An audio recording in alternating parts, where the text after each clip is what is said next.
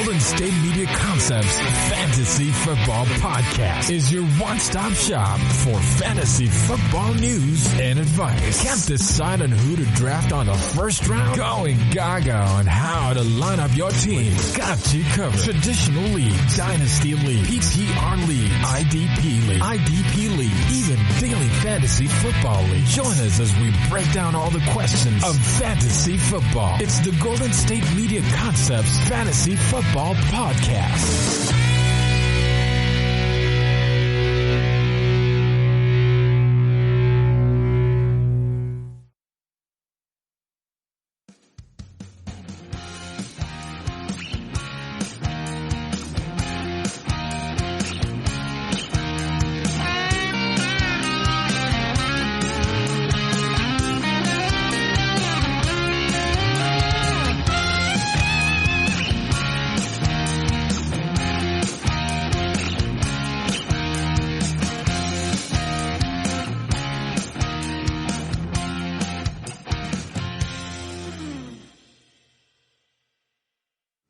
What is up, everybody, and welcome.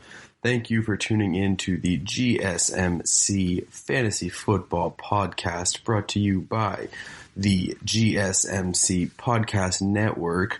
I am your Thursday and Sunday host, Grady Duggan. I hope you all are having a wonderful day, and I hope you guys all enjoyed a great July 4th yesterday. We have a jam-packed show full of things to dive into for this episode, so the last thing I want to do is waste too much of your time.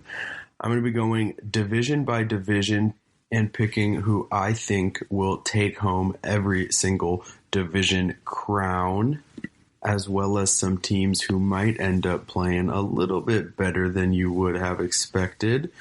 We're going to be taking a look at some third-year guys to watch out for. There's going to be some big names, some not-so-big names, so excited to let you guys in on some things I have noticed as we gear up for the 2020 NFL season. And we're also going to be going over running back by committee backfields, which ones to navigate towards or even completely avoid. So, anyway, here we go. We are going to start with the AFC East. So the New England Patriots, Buffalo Bills, New York Jets, and the Miami Dolphins. And obviously this is a little bit of a different situation going into this season, just because no one exactly knows what the Patriots are going to be, and they have won this division for the past 15 to 20 years with Tom Brady at the helm. But now that is switching up for the first time this decade, or this century, as a matter of fact, the AFC East is a lot more open. It's actually interesting because every single team in this division, aside from the Patriots, in my opinion, has really improved this offseason. I mean, you have the Miami Dolphins, who finally have their quarterback of the future in Tua Tagovailoa out of Alabama. And last year, towards the end of the season, they really started to pick it up and started to play for Brian Flores, the head coach who came from New England. And it looks like that team could be improving. I don't think they're going to contend or even come close to contending, but I do think the Miami Dolphins could jump the New York Jets for that third and fourth spot. Now, the Jets obviously have Sam Darnold, who has shown he could be a solid NFL quarterback, but there is just a lot of question marks surrounding that team exactly. They don't really have a big-time number one receiver. They have Le'Veon Bell, but he can only do so much. I don't think we're going to see the Le'Veon Bell that we are used to seeing, that we saw in Pittsburgh, really ever again. So that takes away that. He's still a solid contributor, but he's not going to be that dominating force that we have seen before. And there was speculation heading into the draft this year that the Jets were going to go towards offensive weapons and receivers for Sam Darnold in the first round, but instead they went offensive tackle to protect Darnold and picked Mekhi Becton, if I'm pronouncing that correctly, from Louisville, one of the top tackles in this year's draft. So it's going to be a couple years before they get Sam Darnold a full arsenal of weapons. And let's be honest, the defense has always been the strong suit of the New York Jets. I mean, they drafted big-time Quinnen Williams out of Alabama last year, who is going to be a stud. They have C.J. Mosley, and of course they have Jamal Adams, but now he is asking to be out of New York. So that makes just everything a little bit more interesting, and why I don't see the Jets doing too well this year. But now if we take it over to the top of the division with the New England Patriots and the Buffalo Bills, last season in Tom Brady's final season was really the closest the Bills had gotten in a long time. They ended up getting the wild card spot. And now that Tom Brady is gone, and they do have Cam Newton, we talked about that last episode, but I still don't fully see that Patriots offense functioning as we once saw. They don't have a lot of weapons around them. It's not like they have bad receivers or a bad running back. They have talent, but it's not going to be producing as it once did. Their defense is extremely good. The Patriots do have a top 5 defense. There's no denying that. But I think the Bills will come away and win the AFC East for the first time in a long time. I am very high on Josh Allen. He is the third-year quarterback out of Wyoming. He's got a huge arm, one of the biggest in the NFL, and he really took a leap in his second year last year and did extremely well passing and running the ball. He gives you a little bit of an aspect on his feet. They also have Devin Singletary, which I have talked about before. He is a good scat back that really has that power to him as well. They drafted Zach Moss out of Utah, so that will be a nice running back by committee, but I think Singletary will outcarry him by a good amount, but it'll be a nice compliment for them. And then their big move this offseason, they traded their first-round pick to the Minnesota Vikings and got Stephon Diggs. So now on top of all the success they've had, they now get one of the top receivers in the league to add to that offense. And Stephon Diggs is a great vertical threat, and Josh Allen, who is one of the bigger arms in the NFL, is a great match for both of those guys. If you go over to the defensive side of the ball for the Buffalo Bills, they have one of my favorite secondaries in the league with Micah Hyde and Jordan Pointer at both safeties, as well as Tre'Davious White at the corner. And then in their front seven with Tremaine Edmonds, the second-year player out of Virginia Tech, I believe.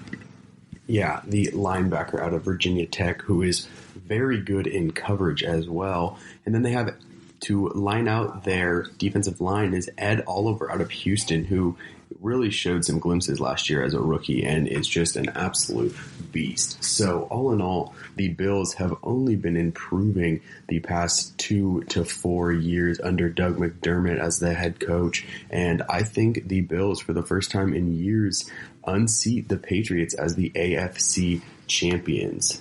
Now, we're going to stay in the AFC. We're going to go through all the AFC divisions before heading over to the NFC. So if you're an NFC guy, just bear with me a little bit. We're going to get to your side of the NFL. But next up, we're going to be looking at one of the divisions that really has some of the more interesting storylines heading in to this year, and that is the AFC North with the Baltimore Ravens, Pittsburgh Steelers, Cleveland Browns, and the Cincinnati Bengals. One of the reasons why they have some interesting storylines is if you look at every single team, their quarterback position is either going to be entertaining, kind of a question mark, or the number 1 overall draft pick. So if we look at the Cincinnati Bengals, this one we don't have to get too deep into. Joe Burrow, the number 1 overall draft pick. And honestly, I'm not going to be sugarcoating this one. The Bengals are not going to be good this year. Fantasy football-wise, I would honestly avoid pretty much every single player on that roster. They have Joe Mixon, who will be a good contributor. AJ Green didn't play much last year. and now will be the number one wideout. But Zach Taylor has a good offense going, but they just don't have much on either side of the ball, to be honest. So that's why the Bengals, in my opinion, and probably a lot of people's opinion, no shocker here, will end up in last place in that division. I mean, it's not an easy division to play in, especially for a rookie quarterback.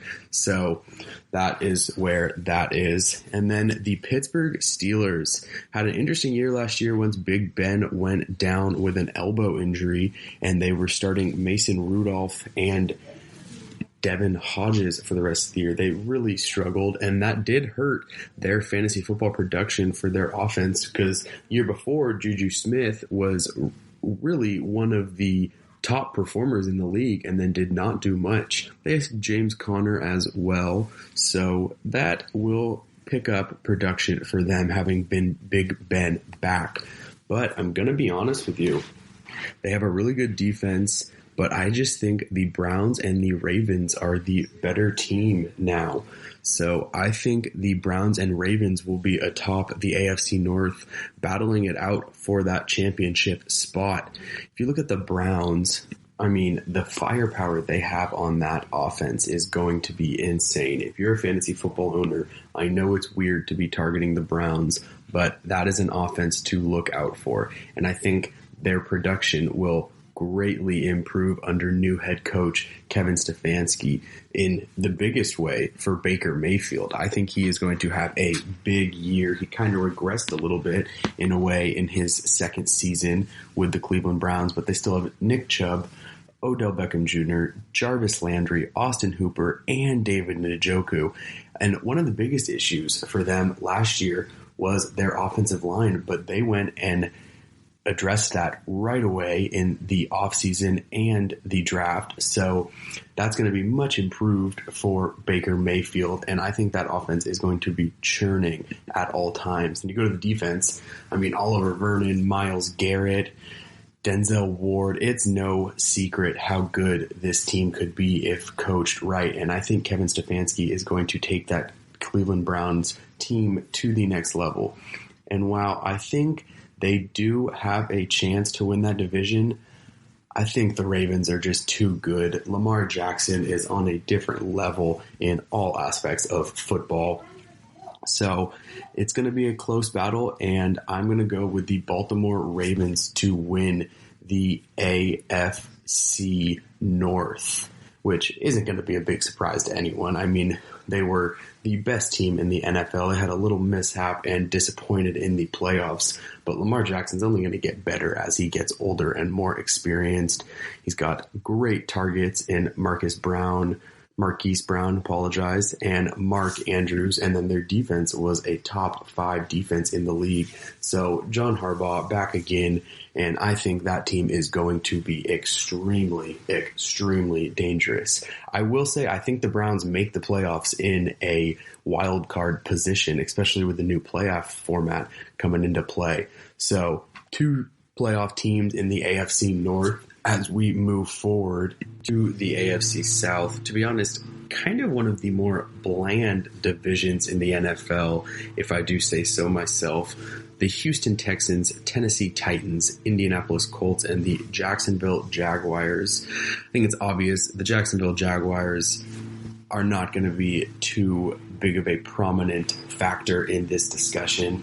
I don't think they're going to be that great. They didn't do much this offseason. They're going Gardner Minshew at quarterback with Nick Foles going to the Chicago Bears. Then you have the Colts, Titans, and Texans. And those are 2 teams, Texans and Titans, both playoff teams. And then the Colts greatly improving in the offseason. So it's going to be a tightly contested division. This is always, interestingly, one of the divisions that ever since Andrew Luck left, they kind of live at like the 9-7, 8-8, and the best team gets in.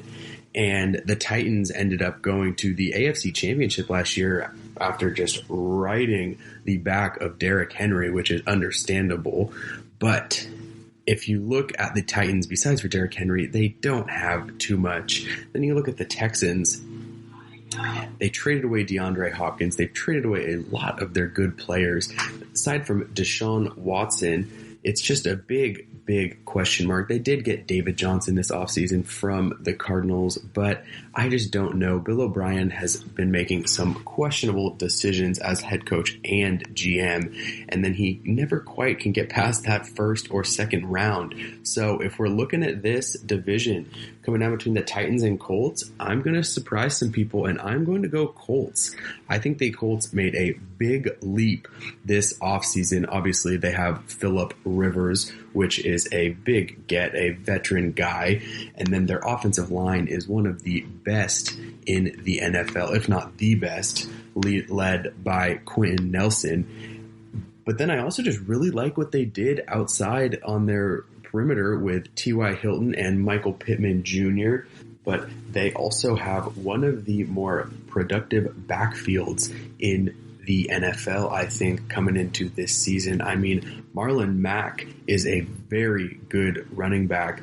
Last year, I think he had just over 1,000 yards with 8 touchdowns. But the name that I am big on in this offense, I've been saying it before in previous episodes, and we will talk about it later on in this episode, is Jonathan Taylor, rookie out of Wisconsin. I think he could be a big factor for this team and really come onto the scene. And honestly, him and Brandon Ayuk of the Niners are going to be my top 2 Rookie of the Year candidates. So if we look at the AFC South, I am going with the Indianapolis Colts to win that division. Whoa, we are going to go backwards a little bit of breaking news on the GSMC Fantasy Football Podcast. We just talked about the AFC North a little while ago, and I talked about all the offensive firepower they have. And as I'm recording this, I see a notification on my computer pop up. Adam Schefter just broke the news that David Njoku, tight end for the Cleveland Browns, has requested a trade. So that is an interesting tidbit to be following. I did talk about him as a big tight end, for the Cleveland Browns. But the thing is they signed Austin Hooper, which is, I'm sure, a big reason into why he's requesting a trade. So I don't think that is going to affect the Cleveland Browns' success that much. If anything, to be honest, that is just going to make David Njoku's fantasy football value go up, because he will likely be traded to a team that will have some sort of value in him and want to use him. So, interesting little tidbit. I'm glad that just popped up as we're here. So, as we continue on in my division winners, we're going to move to the AFC West, one that's not that hard to depict. Obviously, I'm just going to say it right out the gate. Kansas City Chiefs are winning this division. Super Bowl champions, best quarterback in the NFL with Patrick Mahomes. Their offense, Andy Reid has their offense going at all times, and their defense isn't great, but it does the job and is improving. So that's a division that's pretty easy to pick. It's interesting, though, the rest of their division is kind of up for grabs. You have the Denver Broncos, Las Vegas Raiders, and the Los Angeles Chargers.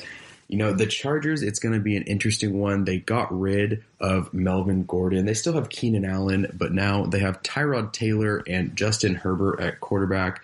You don't really know who exactly is going to be there. You have Drew Lock with the Denver Broncos, but he doesn't have too much around him. Their defense isn't what it once was. So, you know, I think the Raiders will end up being the second place team and potentially a wild card team this year, as long as Derek Carr can really just game manage at least. He's been so up and down in his NFL career.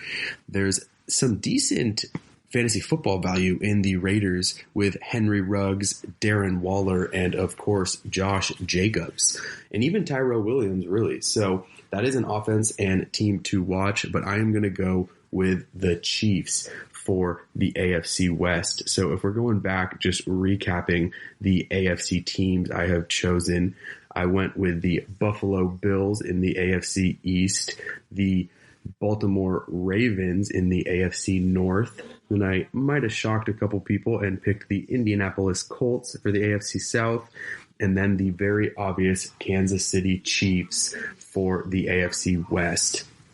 And now if we make our way to the NFC of the NFL, really the more interesting and competitive conference, if we're being honest.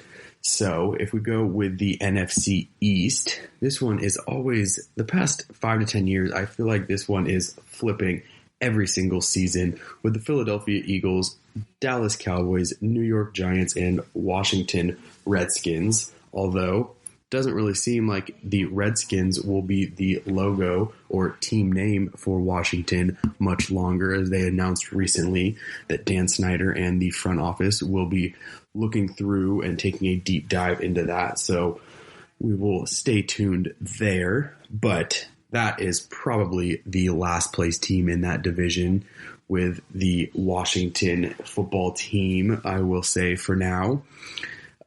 If we're moving forward, New York Giants have a pretty good offense as long as Daniel Jones continues to progress. I mean, you have one of the top running backs in the league. Saquon Barkley will always give you fantasy football value, but I just don't think they are quite there to compete with the Eagles and Cowboys. And as you look at the NFC East, the Eagles have always been such a question mark. I mean, they came not out of nowhere, but they surprised some people with their Super Bowl victory over the New England Patriots a few years ago. And their team could be very consistently really good, but Carson Wentz just can't seem to stay on the field. And honestly, I think Mike McCarthy is going to take the Dallas Cowboys to a different level. I was never a big Jason Garrett fan.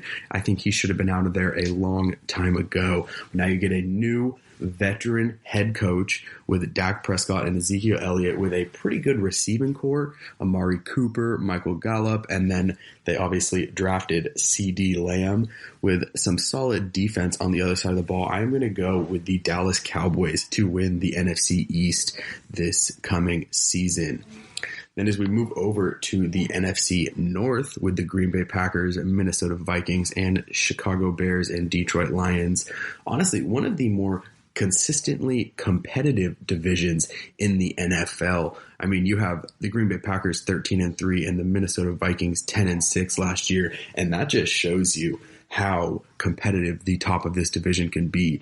And if you go look at the Detroit Lions schedule last year, just about every single game they were in was a one-score game. They were 13-12, but if you just flip some of those games, they're probably 7-9 wins. So it shows you how close this division can be. And the Detroit Lions are one of my teams to watch this season. Their defense didn't do much, but I don't think they're going to drop off. And then their offense is really a good production offense. Matthew Stafford is a top quarterback in the NFL who's going to be putting up points for fantasy football. So that is a name to watch. Then I'm big on Kenny Golladay and Marvin Jones, and of course DeAndre Swift, their second-round pick, who will kind of be a little running back by committee, most likely with Kerryon Johnson. But if we look at this division, you know, it's hard to pick between the Vikings and the Packers because neither of those teams did that much this season to improve. In my opinion, both of those teams kind of look the same.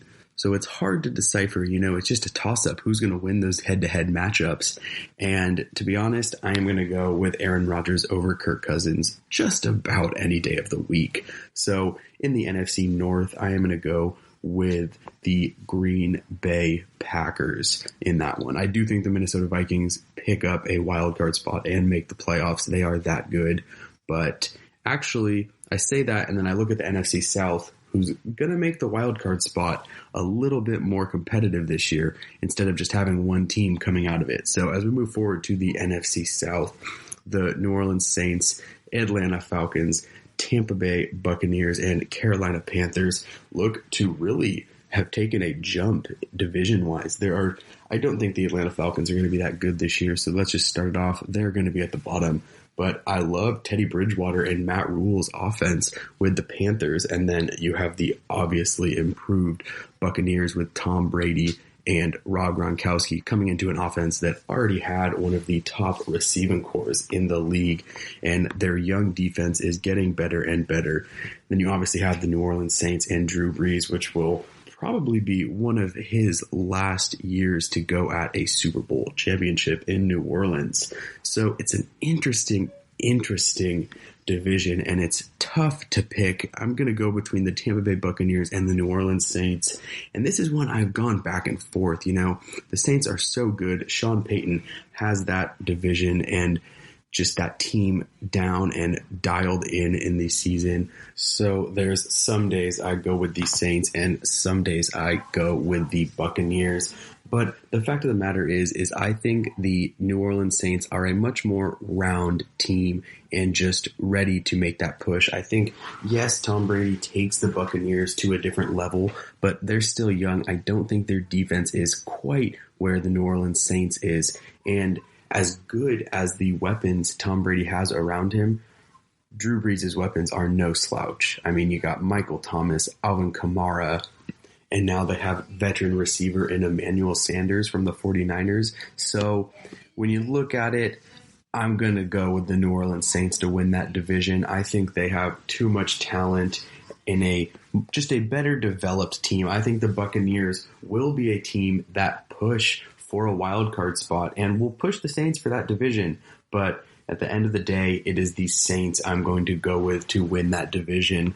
And now to finish off the NFC, really probably the most competitive division in the NFL, the NFC West, with the San Francisco 49ers, Seattle Seahawks, Los Angeles Rams, and the Arizona Cardinals.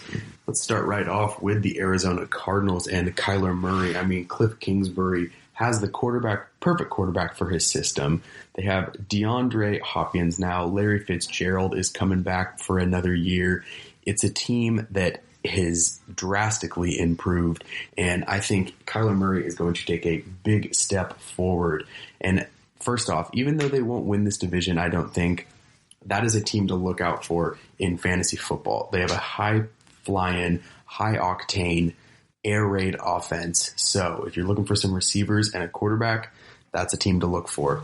And I think there is a chance they do jump the Los Angeles Rams coming into this season. While the Rams do have a great roster and a lot of talent, I just think they kind of handicapped themselves with giving out Jared Goff and a few other players such big contracts that they haven't really been able to add too much, and they became one-dimensional in a way, especially they lost their running game with Todd Gurley. So I think the Rams might fall back into the bottom part of this division.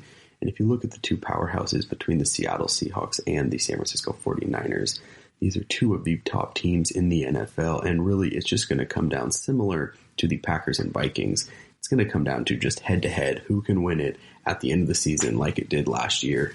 And neither teams made a lot of moves this offseason, but I think the San Francisco 49ers have too much going for them. They have a ridiculous talented roster. And then they have Kyle Shanahan, who is arguably the smartest head coach in the NFL. So I'm going to go with the San Francisco 49ers to take the cake in the NFC West. But let's be realistic. Whoever gets second in this division will pretty much almost certainly be the top wildcard team in the NFC. So this is one of the divisions that's going to have two playoff teams when it is all said and done. So now if we take a look back at the NFC, I went with the Dallas Cowboys, Green Bay Packers, New Orleans Saints, and the San Francisco 49ers. So really only the Dallas Cowboys are a new champion with the Eagles winning last season, but that is my NFC champions. And if we're going to look ahead, if I'm doing division winners, I might as well look ahead and go to the Super Bowl. And as easy it is to say, there's a great chance it is a rematch between the Chiefs and the Niners. And due to the fact that Lamar Jackson really hasn't shown that he can play in a playoff game, I'm going to go with Patrick Mahomes and the Chiefs again. So as a Super Bowl, not that exciting because it's a rematch, but Bay Area and Kansas City fans will love it. I hope you enjoyed me picking my division winners. Pay attention to some of those teams that are going to be at the top of their division. They obviously have those fantasy football stars on the team. So thank you for paying attention there. And now as we go into break, stick around, and I'm going to be talking about some third-year players to watch out for. There's going to be some names you know, some you don't know, but some third-year players that could really be big-time contributors for your fantasy football team.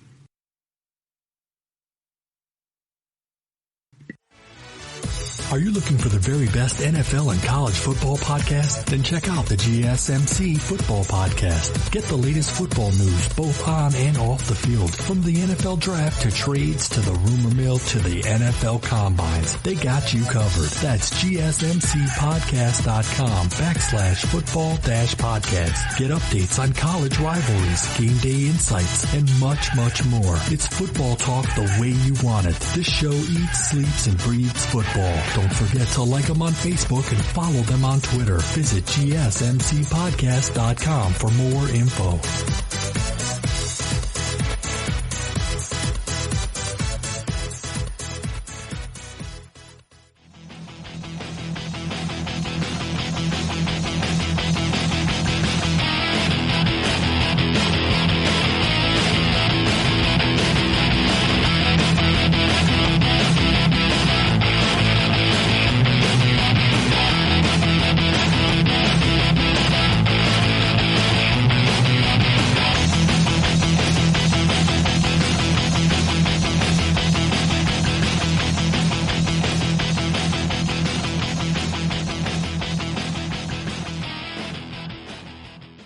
Alrighty, folks, welcome back to the GSMC Fantasy Football Podcast. We just went over my division winners for the upcoming NFL season. Some shockers, some not too big of surprises as well. I would say the biggest surprises to a lot of football fans might be the Indianapolis Colts winning their division or the Buffalo Bills unseating Bill Belichick and the New England Patriots as AFC East champions in my predictions. One thing I want to say for that aspect of the episode is that we are in a very unusual circumstances with this season, and a lot of things can go on and change for the football season simply because of this COVID-19 pandemic. So you never really know what key players might come down with it, and all of a sudden they miss 2 to 3 weeks. So there are a lot of factors that can drive what exactly goes into these division champions this season. But as we move on in this episode, now we are going to be taking a look at some third-year players that will really be able to make a huge leap in their football careers and just cement themselves as solid NFL players as well as fantasy football contributors. Because if you read up on kind of how scouts or GMs look at their players, they say a lot of the times it's that second year from first the rookie season to the second season where they make that big jump in production and really show that they can play in the NFL. And then it's that third year that cements them as what potentially could be a foundational player. So we are going to be looking at those guys who maybe did, maybe didn't make that jump, but are really going to cement themselves as players. Because if you perform the second year, you have a good chance. These guys are more comfortable. They kind of know what to expect, what it means to be an NFL athlete week in and week out. And they just know the profession better than they did a couple years ago. So they're more comfortable with what they're doing, and it really translates to the field. And these guys are going to be able to make a huge impact on your fantasy football team. So let's get to it. Let's not waste too much time. So as my first third-year player to look out for, it's going to be Christian Kirk of the Arizona Cardinals. And now Kirk is a third-year wide receiver out of Texas A&M and really fits nicely into what Cliff Kingsbury is trying to do in that kind of spread them out, air raid offense like I mentioned earlier.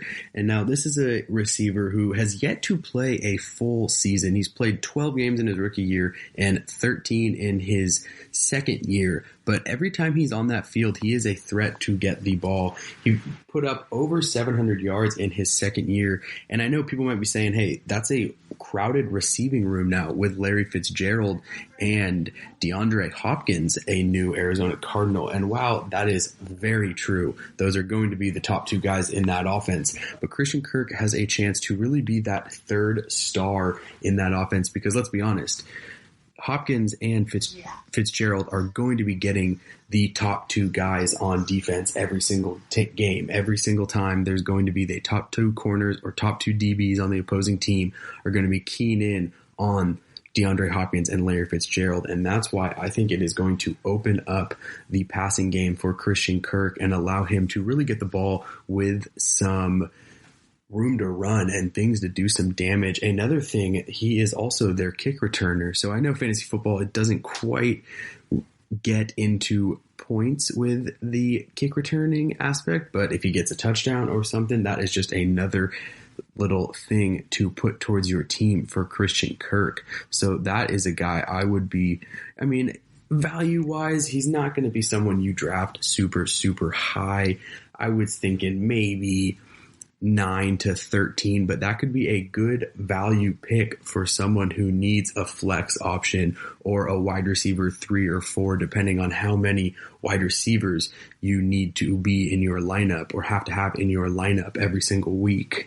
And this is the fantasy football season where depth like that is going to be huge because just like I said a couple minutes ago, you don't know who's going to end up going down with this virus and have to be out for a week to 3 weeks. It's really a huge question mark surrounding the NFL as they go into the 2020 season. So the more depth pieces and the more guys you can get that are going to be able to contribute when they're in, it's going to be big for fantasy football. So that's Christian Kirk. And my next guy, someone who I've talked about in previous episodes before, this is James Washington, wide receiver out of Oklahoma State, now on the Pittsburgh Steelers. He had a quiet year last year simply because that whole offense kind of did with Big Ben being out. But now that he is healthy and they have a full-blown offense going again, I think James Washington could make a big step forward. He's a real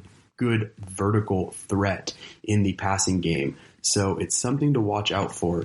And I think he could be a really good person behind Juju Smith-Schuster in that offense and in that passing game that the Steelers so desperately need to get going if they want to compete in that tough AFC North division. So that is a reliable or possibly reliable guy, another kind of depth person or player to look out for as you get into the later rounds of your fantasy football drafts. Now we are going to stay in the wide receiver position, but this guy is going to be someone who's going to be drafted a little higher than the past two receivers in James Washington and Christian Kirk. And another third-year wideout that I am going to be talking about is Calvin Ridley out of Alabama from the Atlanta Falcons. Now, Ridley really impresses me. He's got great size and great speed, and he's a real red zone threat and has big-time potential to be a number one receiver one day, and he's their number two guy behind Julio Jones. So it's someone that you really can't go wrong with. That offense likes to pass the ball, and I see that team, honestly, kind of struggling a little bit. So there's going to be some games in the fourth quarter where Matt Ryan is going to need to air it out, and teams are going to be keying in on Julio Jones, and it is going to open up some field for Calvin Ridley. I mean, he has come up just short of 1,000 yards in both of his seasons in the NFL. So don't be surprised if he gets just right to that production, if not above that this year. And this is someone, obviously, who's going to be taken a little higher than the past two guys. I would look for Calvin Ridley somewhere in the 7 to 8 round range, and that could be a big value pick in a really, really interesting season in the NFL. So those are some wide receivers, and we will get back and talk about a few more third-year wide receivers, but for a little bit, let's go over to the running back position. And I mean, the obvious one is Saquon Barkley, but you're not getting him unless you have a top probably 5 pick. So you have to be realistic about that one. But there are a lot of other third-year running backs that we will talk about. So the first one I want to shed some light on is Cleveland Brown running back Nick Chubb. He is a guy who has the opportunity to really take over that backfield, and he did last year, and he showed some glimpses of what he can do. He had a lot of strong fantasy football performances, but that team just wasn't quite where they could be last year. So it was a little bit more difficult for him to flourish as a fantasy football provider. But this year, they have the same weapons, and all of them are healthy in Odell Beckham Jr., Jarvis Landry, Austin Hooper. I would say David Njoku, but we talked about earlier how he's requesting a trade as of today.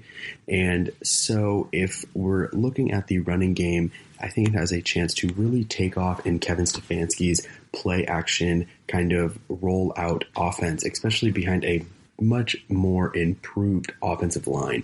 So Nick Chubb is someone to really look out for. I could see him going around the 4th to 6th round, depending on how many teams you have in your league. Obviously, it's going to depend where a lot of these guys go earlier or later. But Nick Chubb is definitely a name to look out for. Another guy you will probably be able to get a little bit later in the draft, and I think he could have a really big breakout year, is Tampa Bay Buccaneer third-round running back Ronald Jones. And I mean, the reasons are obvious. We talked about the Buccaneers earlier in this episode. They have an opportunity to really make a jump from where they were last season. I mean, you have the extremely talented receiving core, and then you pick up Tom Brady and Rob Gronkowski. I think that offense with Bruce Arians' offense is going to be firing on all cylinders. So Ronald Jones, who didn't do much his rookie year, only played in 9 games, but then rushed for 724 yards last year in his second season, as well as 6 touchdowns. I expect that to get even higher in a more dynamic offense. You know, Jameis Winston was kind of questionable last year, but now you have one of, obviously, if not the greatest quarterback to ever play, with tools or weapons around him that he has never had in his career. I'm expecting that offense as a whole to make a big jump, and I think Ronald Jones will be a big beneficiary of that offense. So that's someone, if I haven't already said, I could see him going in about the 8 to 10 range, just because there's a lot of people who don't know him yet. I mean, he might go a little earlier in certain leagues because people are going to be high on the Bucs, but I wouldn't draft him super, super high because that is going to be a pass-first offense, and there just are a lot of unknowns about him. In fantasy football, you do want to take the unknowns, but you want to do that later in the draft. So that's why Ronald Jones could be a good pick in the 8 to 10 round range.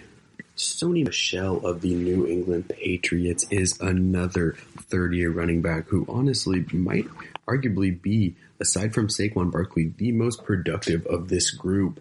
And he has a big chance to really take over what he already kind of owned in the New England Patriots backfield and be a big-time rusher this season. I honestly expect him to rush well over 1,000 yards, especially because that offense is going to need to kind of get more creative and be able to do a little bit more than it did under Tom Brady. They do have Cam Newton, so that will add a little bit of an extra kind of dynamic to that offense, but it's going to be a work in progress throughout that whole season for Josh McDaniels to figure out what exactly he needs to do to get that offense rolling again, because last year it really did struggle aside from some games, and Sony Michel did not have a bad year, so that is another person to watch out for a third-year running back to really come on the scene and do well.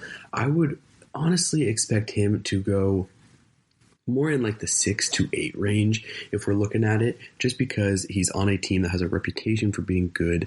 They know he's going to kind of be the workhorse in that offense, or in the running game at least. So that is a name to pay close attention to as you get closer to your fantasy football drafts. Now, we've talked about third-year running backs to draft and to look for, and we did the same with the receivers, but now I'm going to talk about two running backs that I would kind of shy away from as they go into their second year or third year in the NFL. I apologize. And the number one guy I would kind of shy away from is Kerryon Johnson of the Detroit Lions.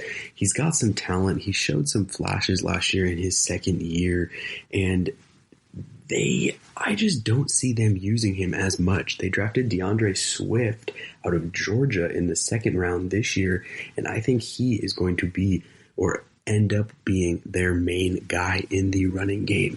And I just am not that high with Kerryon Johnson. He doesn't seem to trust his offensive line. If you watch him run, he runs a little hesitant at times, and he just hasn't carried over into the NFL as much as the Detroit Lions were hoping, and I think DeAndre Swift really come in and make a big leap for that running game. They have a good fullback in Nick Bawden, so expect that to really take off, but not with Kerryon Johnson, in my personal opinion. Another one who I have talked about in a previous episode is Darius Geis from the Washington football team. Don't want to say their team name because it seems like that is switching up, but he has not been able to play a full season yet. He really hasn't played that much at all in his NFL career, and they have a crowded backfield, and so it honestly is starting to look like he could be on the bubble of a roster spot. So it's really two guys that are kind of questionable, but you also have to take into consideration what we've been mentioning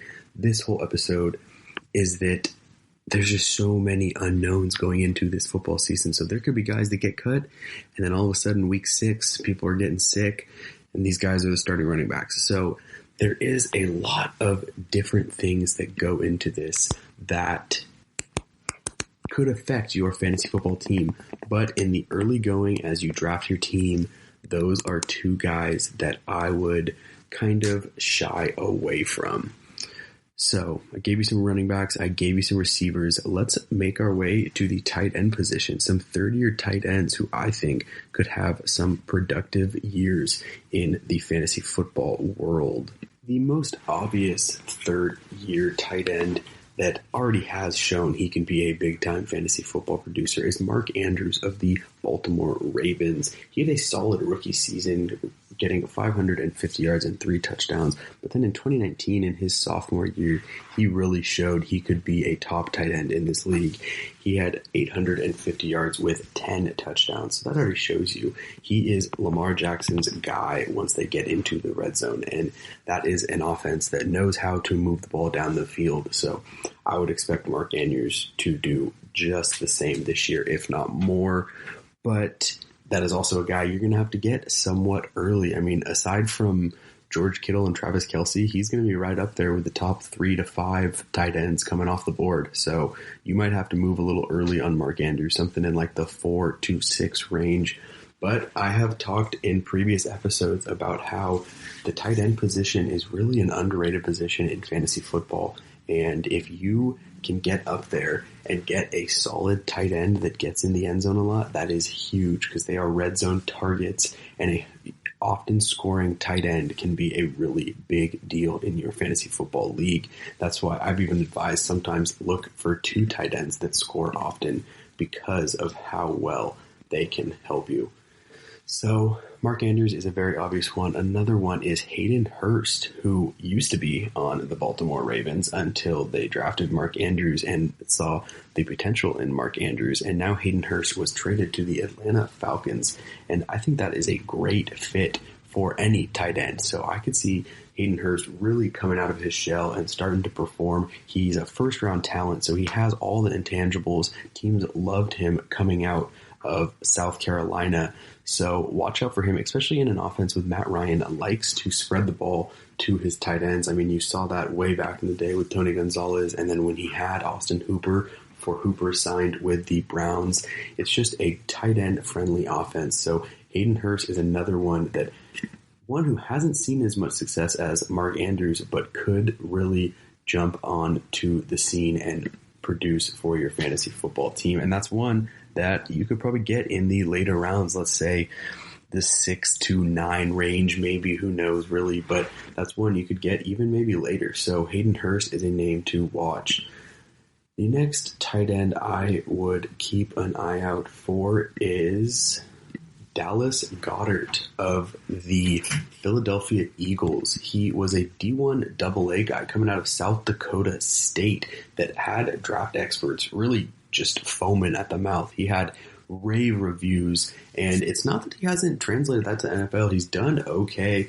He had last year in his sophomore year, he had 600 yards with 5 touchdowns.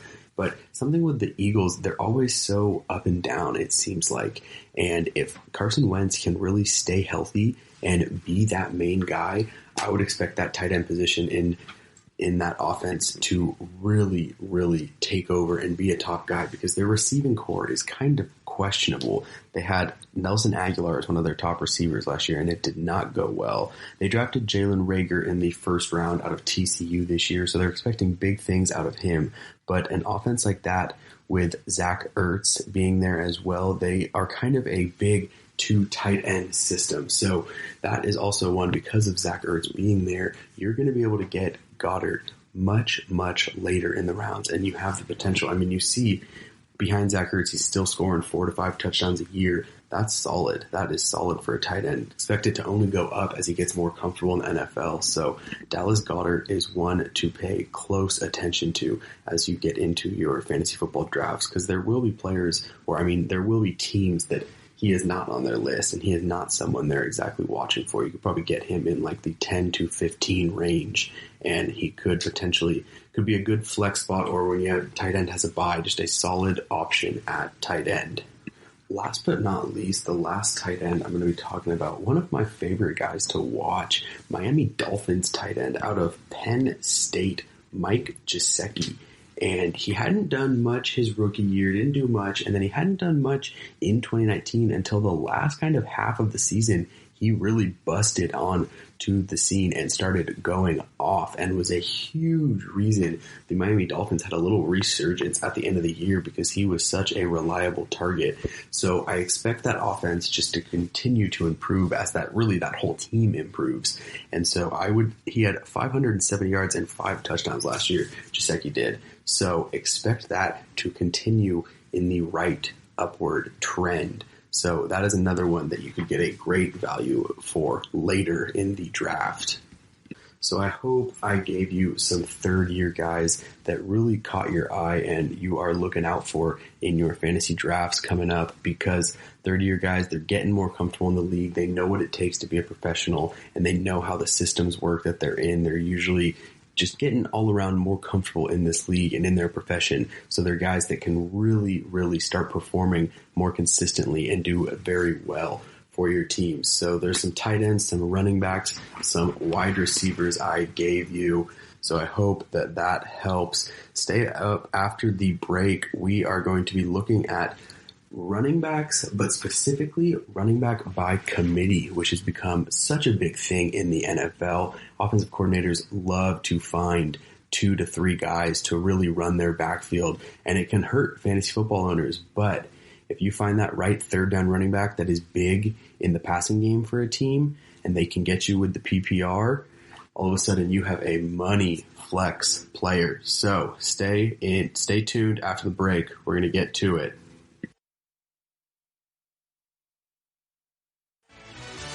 Check out the show that's built on the MMA. From the UFC to extreme cage fighting, they got the fights covered. Check out the GSMC MMA podcast. Get the latest news on past or upcoming fights. Join us as we talk to and about some of the biggest names in the MMA, past, present, and future. When it's the fight game, there's just one show to check out. GSMCpodcast.com/MMA-podcast. Don't forget to like them on Facebook and follow them on Twitter. Visit GSMCpodcast.com for more info.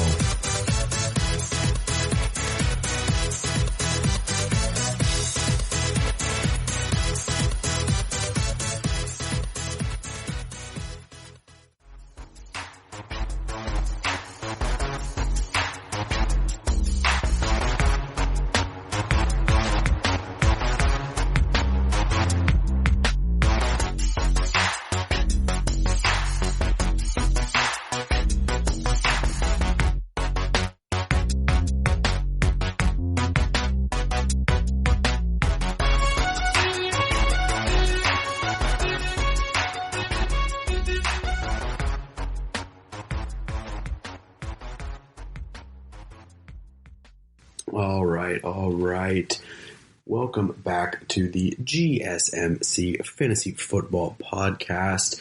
As we get into the latter part of this episode, I appreciate you guys listening, and I hope you have enjoyed some of the information I've been talking about. I gave you my division winners this year, who to expect to come up big and make it to the playoffs in the 2020 NFL season, as well as some guys who are getting more comfortable as they enter their third year in the NFL and really are going to cement themselves as some foundational players for their teams and could really help your fantasy football team take it to the next level and be consistent throughout the whole entire season. But now we are going to talk about something that has become so big in not just fantasy football, but the NFL in general, as the NFL has kind of transformed into a pass-first league. The running aspect of it has completely changed. It's not just go through this hole, you're running up here. Now there's the zone, there's the read options. So also, offensive coordinators have taken it into their own hands to really reinvent the running game. And now the big thing is to have a running back by committee. So many teams have 2 to 3 running backs they like to use throughout the games. And it makes sense. 1, less tired. 2, you can do different things with different players. So it's understandable why these offensive coordinators and head coaches are trying to get more creative as football and the game develops. So I'm going to be talking about what that can mean for your fantasy football team and kind of looking at certain backfields on who to avoid and who maybe to really go for, especially where running backs by committees come in big is if you're playing in a PPR league. Nowadays, like I said earlier, that third down back has become such a thing. And so there are running backs who are huge in the passing game. They come in on third downs, and that is the quarterback's number one target. They hit them on a little out route or a wheel, and then they get 10 yards, and there we go. Drive's still going on. So we're going to dive into a couple different teams and the different running backs they have and whether I would pick them or whether I would avoid. So if we get first into the Seattle Seahawks in the NFC West, they really now have 3 starting caliber running backs. They have Chris Carson, former first-round draft pick Rashad Penny, and they signed Carlos Hyde this year in free agency. So I would expect once Rashad Penny gets cleared from his ACL injury, I would expect Chris Carson and Rashad Penny to be the main 2. And this is a tough one to look at because Chris Carson has been the number 1 guy, and he has been very productive for the Seattle Seahawks. There is no denying that. He has been a force for that running game. But recently, not only has he battled some injuries, he's also battled the fumble bug. He has had some trouble hanging on to the ball, which is worrisome. But then you also look at Rashad Penny, he started off slow, but at the end of his sophomore year, he really started to pick it up, and he started to show some glimpses of what he did at San Diego State and why he was worthy of that first-round selection. So if he can come back strong, that is another candidate to really cement himself in the fantasy football world. And Carlos Hyde, I mean, he's not going to blow you out of the water with his speed or anything, but he's a power, reliable running back. And in the NFL this season, like we've been stressing in this podcast, is that you never know who you're going to need in this season during a global pandemic. So I personally would, in a way, steer away from this backfield, but I think there is potential in this backfield. I'm going to be honest. Rashad Penny is a running back that I would pick up in the last 3 to 4 rounds and take a flyer on, because when he comes back, if he's healthy and he picks up where he left off, you're getting an arguable running back 2 that you're getting in the 14th, 13th round. So the Seattle Seahawks, I would steer away from Chris Carson just because they still are a pass-first offense, in my opinion. Russell Wilson, I mean, Pete Carroll wants to run the ball, but Russell Wilson is so good that they kind of have to pass the ball.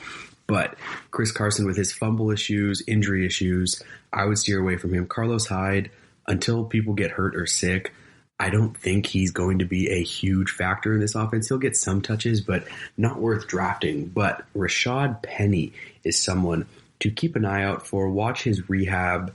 And if he comes back early in the season, either take him in the late rounds and you can stash him for the first couple weeks, or if he doesn't get drafted because of his injury, you have an easy waiver wire pickup once he starts coming back. If he performs, that could be huge for your fantasy football team. So Seattle Seahawks, kind of a backfield I would shy away from, but you never know. It could be a real big moneymaker in that fantasy football world. Now, moving forward, the Bills are another interesting running back by committee team. And honestly, it worked really well for them last year with Frank Gore and Devin Singletary. But now Frank Gore signing with the New York Jets, it is Devin Singletary taking his position as the lead back, and rookie Zach Moss out of Utah taking where kind of Devin Singletary was last year. So it's a young backfield, but this is a backfield I am very big on. Devin Singletary was a consistent producer last year for the Buffalo Bills.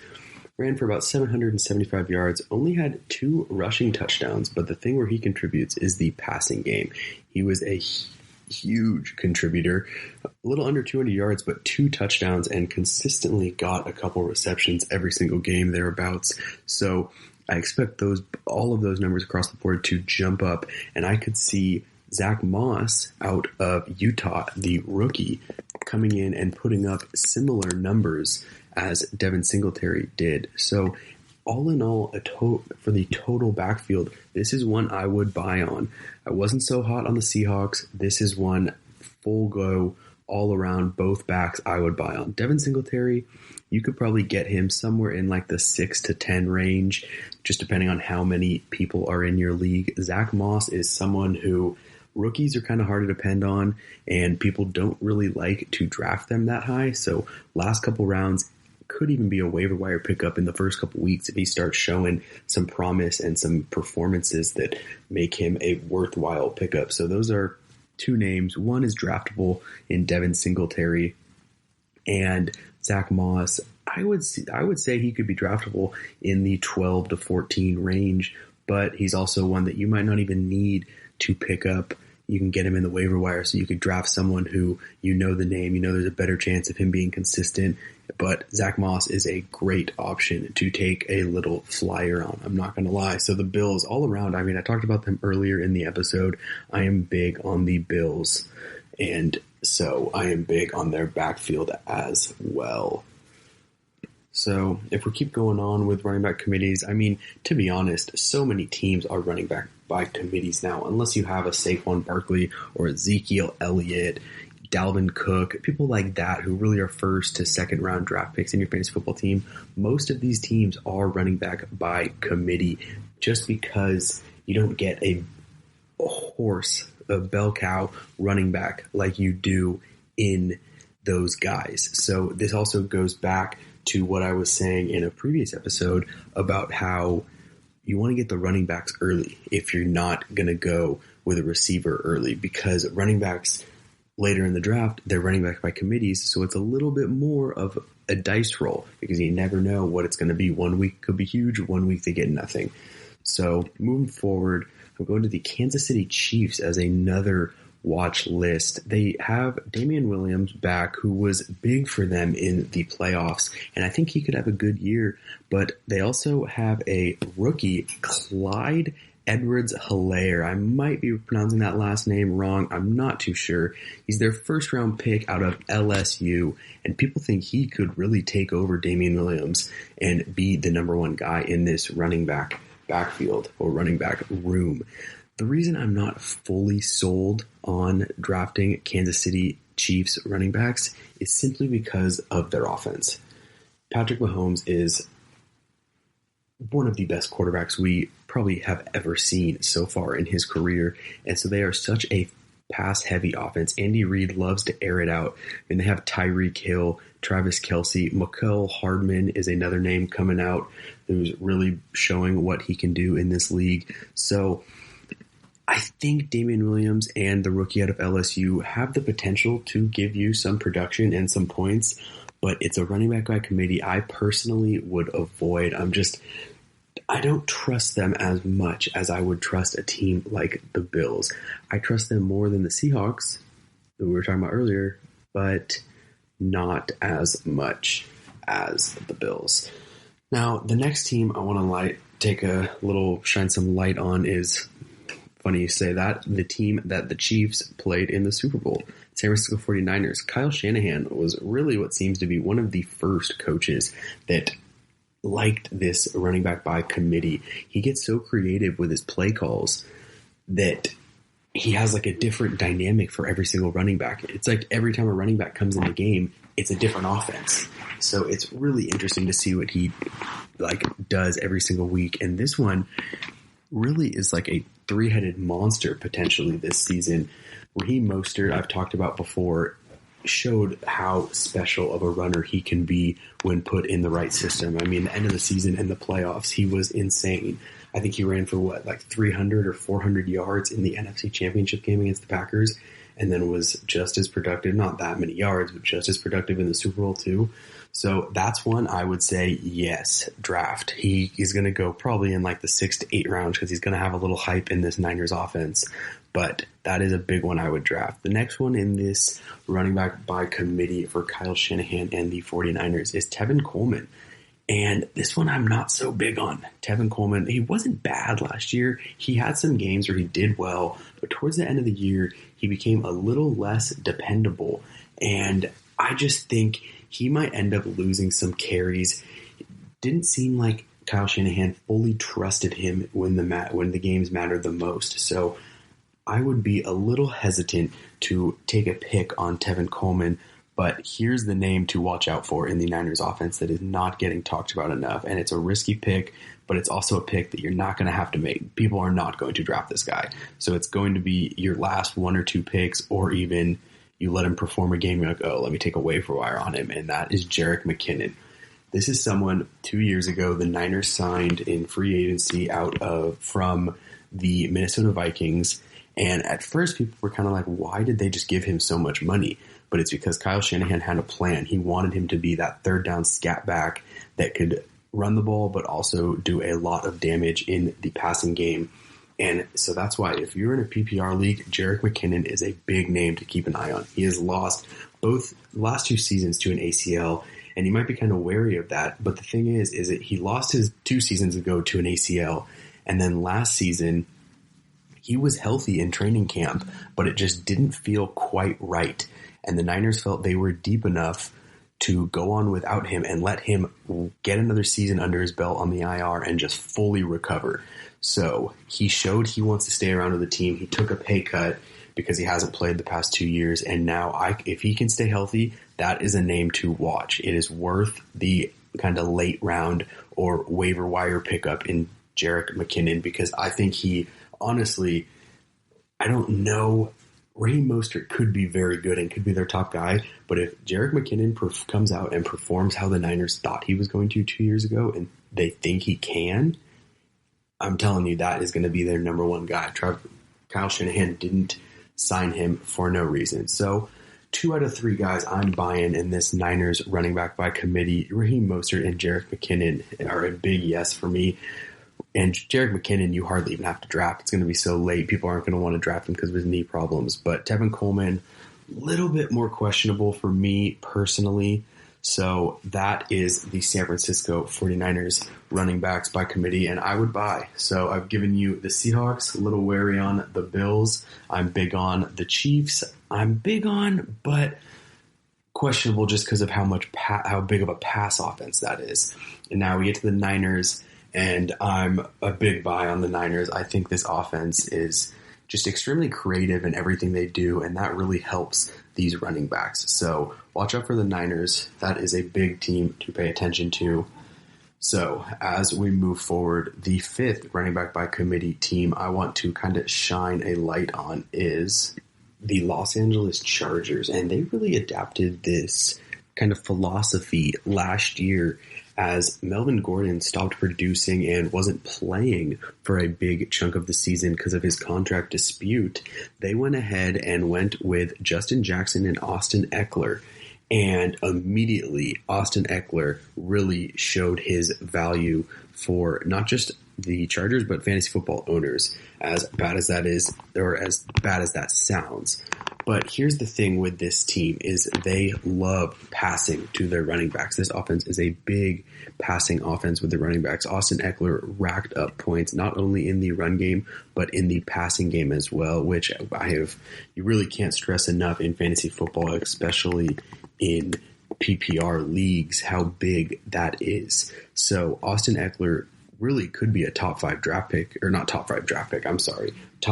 rounds this year because of everything he brings to the table. I mean, if you're looking at his stats last year, he rushed for 557 yards with 3 touchdowns and then had 993 receiving yards for 8 touchdowns.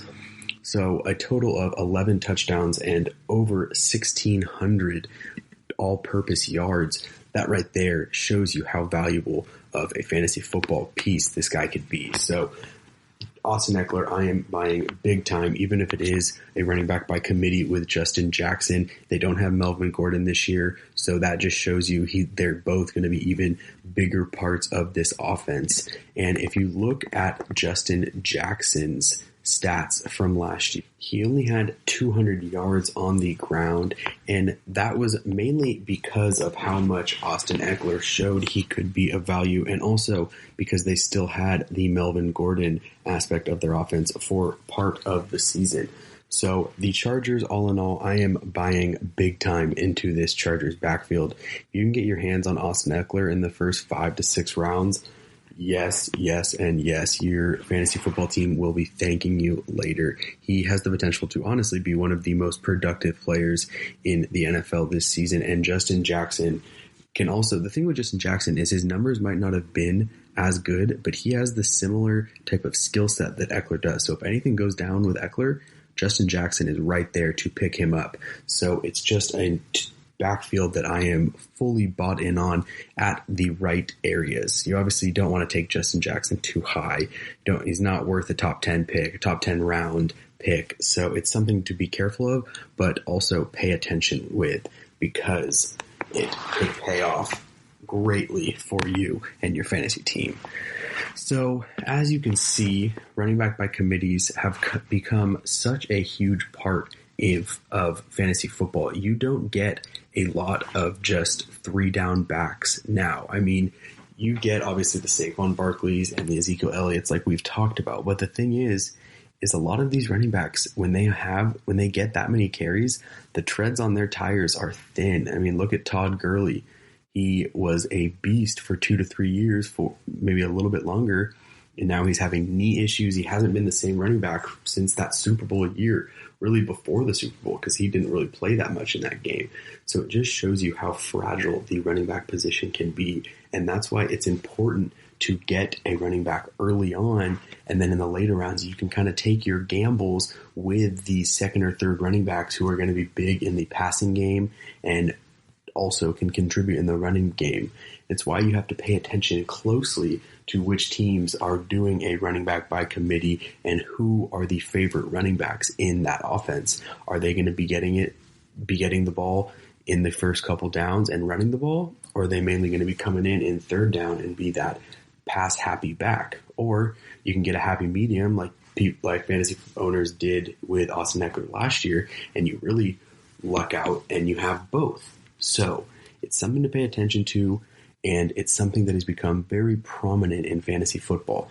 So it's something that you just can't stress enough. If you want to have success in your fantasy football league, you're going to have to know which teams are running back by committee, and you're going to want to avoid certain teams because of the aspects like the Chiefs or the Seahawks that I talked about, that either there's so many players you don't know who, or that you just can't trust a person like Chris Carson to hold on to the ball or stay healthy. Or with the Chiefs, they have such a talented quarterback in Patrick Mahomes that you really don't know how reliable a running back for an offense like that could be. There's a lot of good stuff to pay attention to with running backs by committee.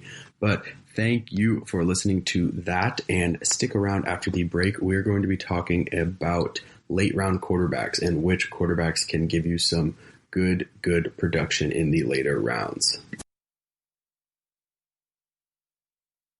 Check out the show built around the women of MMA. From the UFC to the extreme cage fighting, we got the fights covered. Listen. It's the Golden State Media Concepts Women's MMA Podcast. The latest news of upcoming fights, discussions of previous matches. Join us as we talk to and about the biggest names in women's mixed martial arts, past, present, and future. When it's the women's fight game, you know where to listen to. The Golden State Media Concepts Women's MMA Podcast.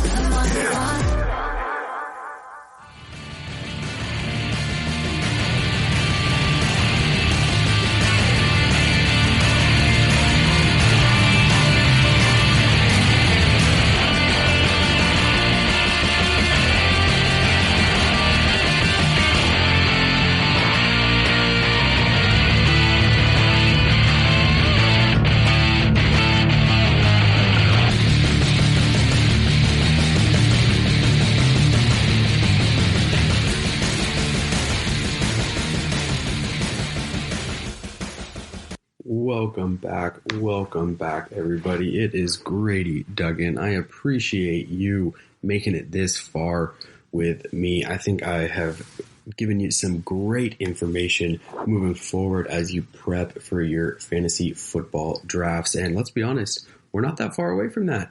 I mean, training camps open July 28th. We are in the first week of July. We're 3 weeks away from training camp. Usually I like to wait a little bit into preseason to draft just because of preseason injuries and who's going to make the roster and stuff. But that's a lot different now this year with COVID-19 going on.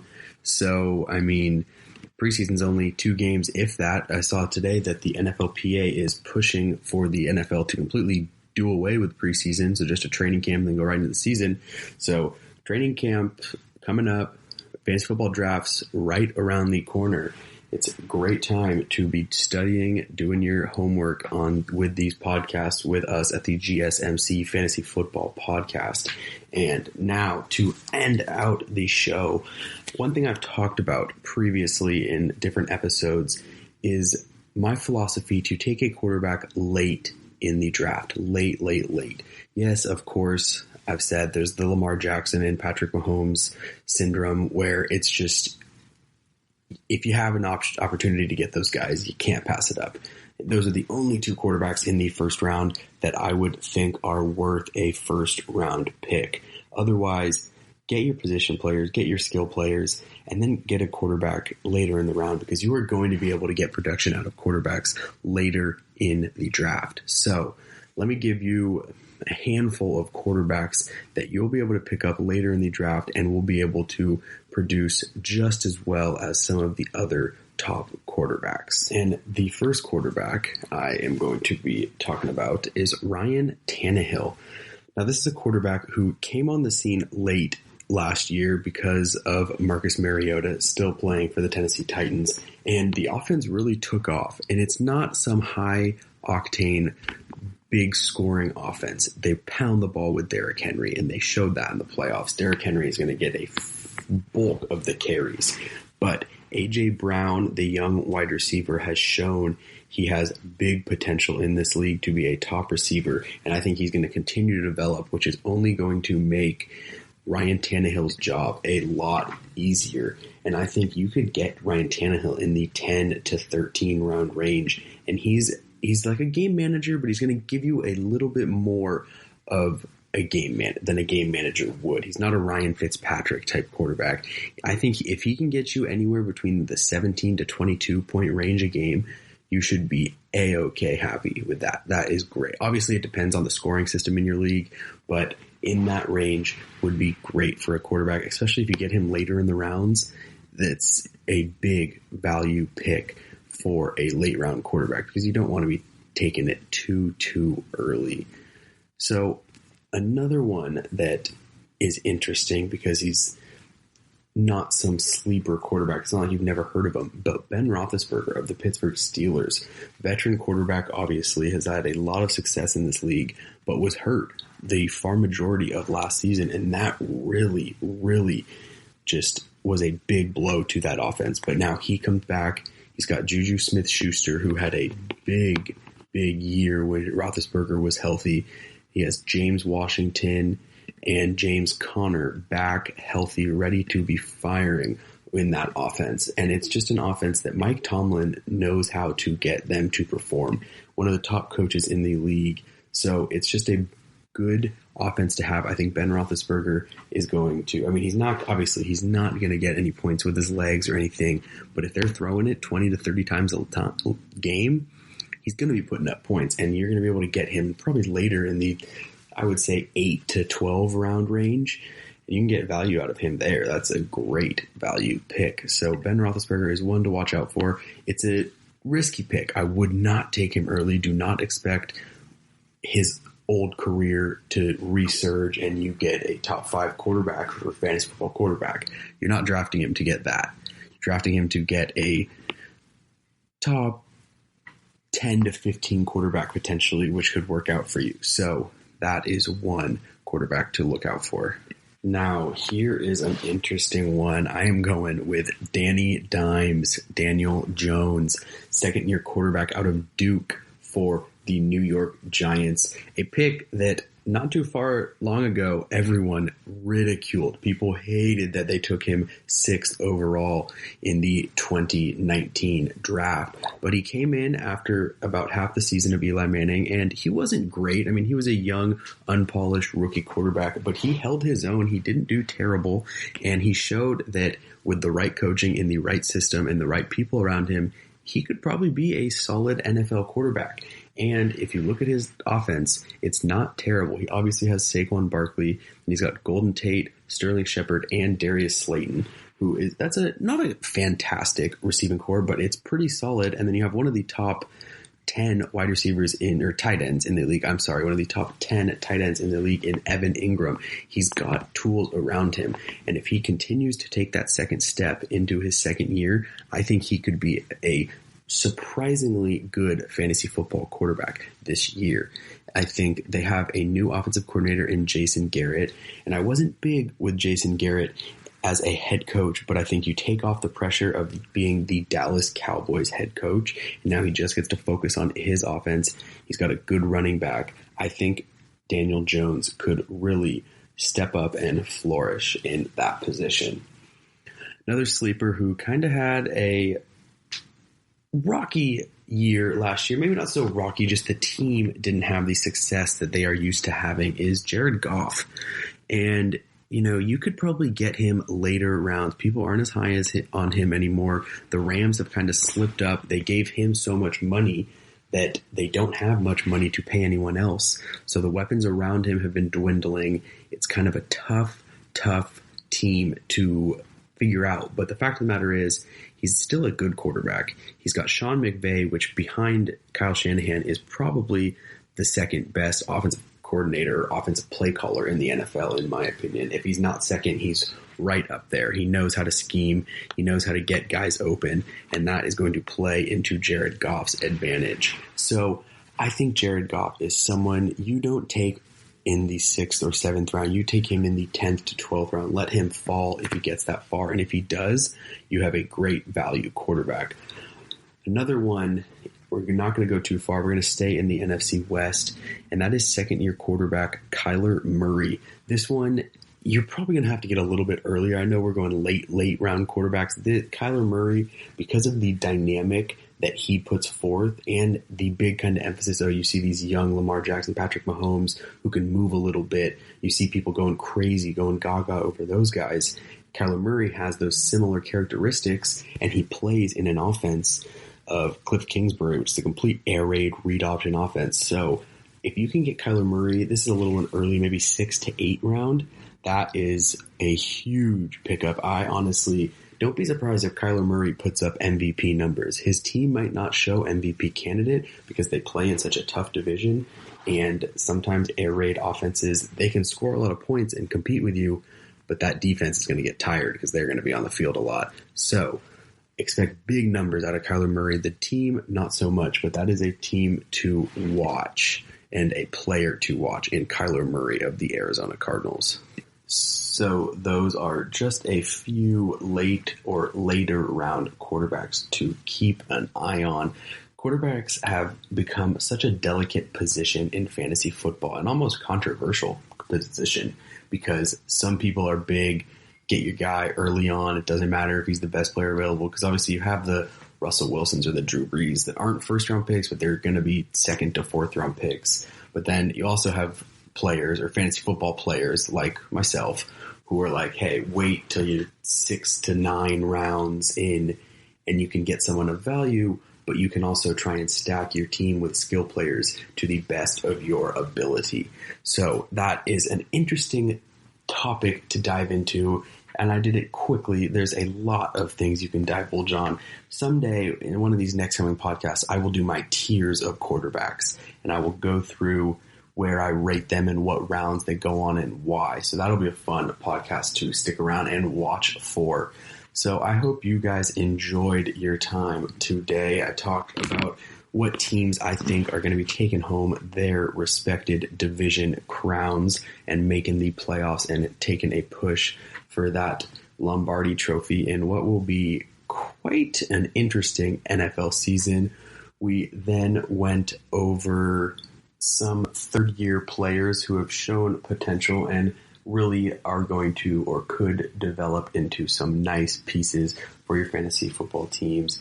Then I dove into kind of what running back by committee backfields have done to the fantasy football world and which teams should we be paying attention to and enjoying their and buying in on their running back by committee, and which teams should we be kind of avoiding, which ones are going to be heavy with one running back, but just enough with another running back to take away from that first running back's potential, or do they have such a good offense like the Kansas City Chiefs that it's just not even worth it or worth the gamble because Patrick Mahomes is going to be throwing so much.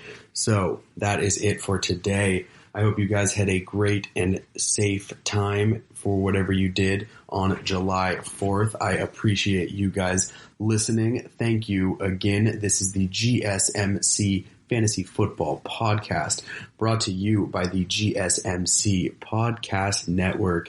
If you have a chance, I'd like to ask, and please reminder to subscribe to the show, write a nice review on the bottom. It really helps us out. And if you're on social media, go look us up and follow us on Facebook, Twitter, and Instagram. It is a great follow as we talk and discuss more about the fantasy football world. Thank you guys and have a great day. You've been listening to the Golden State Media Concepts Fantasy Football Podcast, part of the Golden State Media Concepts Podcast Network. You can find this show and others like it at www.gsmcpodcast.com. Download our podcast on iTunes, Stitcher, SoundCloud, and Google Play. Just type in GSMC to find all the shows from the Golden State Media Concepts Podcast Network, from movies to music, from sports to entertainment, and even weird news. You can also follow us on Twitter and on Facebook. Thank you, and we hope you have enjoyed today's program.